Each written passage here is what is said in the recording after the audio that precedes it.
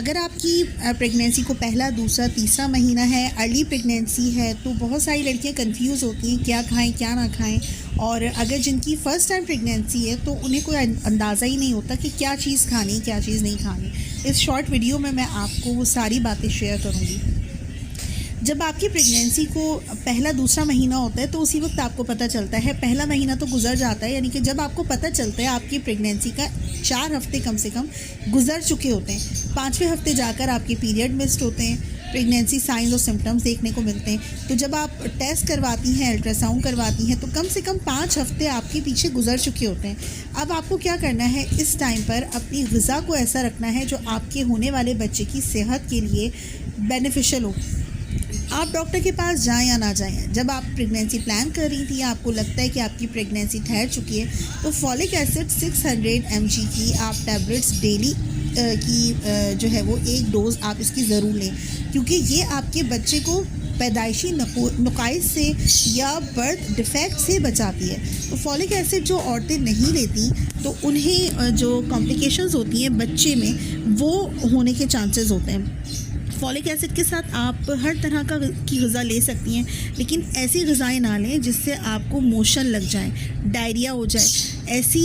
ऐसे 2-3 फल हैं जो आपको नहीं लेने चाहिए। शुरू में प्रेगनेंसी के आप पपीता है और अनानास है, इसका इस्तेमाल ना करें। स्ट्रॉबेरी होती है, ये यूट्रस में कॉन्ट्रैक्शन पैदा करती है, तो ऐसे फलों को नहीं लेना। ओवरऑल आप हर तरह की चीज़ें खा सकती हैं, लेकिन औरतों को प्रेगनेंसी में ये मसला होता है कि उन्हें नौज़िया वॉमिट बहुत ज़्यादा होता है। किसी किसी को नहीं भी होता, इसमें कोई ख़ास मसला नहीं है, लेकिन जिन ख़वातीन को, जिन लड़कियों को उल्टी मत्ती की कंडीशन रहती है तो उनसे कुछ खाया ही नहीं जाता, तो वो कंफ्यूज होती हैं कि हमने नहीं खाया तो हमारे बच्चे को जो है क्या ग़िज़ा मिलेगी। तो आप एक काम करें, जब आपको अगर नौज़िया वॉमिट की कंडीशन है तो आप जूसेस का इस्तेमाल करें, लेकिन ध्यान रखें ये जूसेस डब्बे के नहीं होने चाहिए। ये फ्रेशली घर के ताज़ा बने हुए स्क्वीज़ हुए होने चाहिए।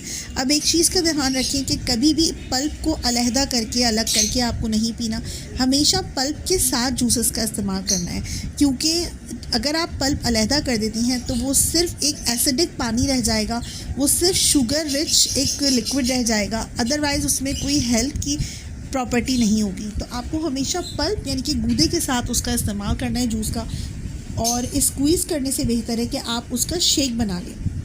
जो खट्टे तुर्श फल होते हैं उन्हें स्क्वीज़ कर लें, बाकी बनाना है, खरबूजा है और इस तरह के बहुत सारे ऐसे फ्रूट्स हैं जिसको आप शेक बना के पी सकती हैं। तो आपकी हेल्थ भी अच्छी रहेगी और आपको नौज़िया वॉमिट की कंडीशन नहीं रहेगी।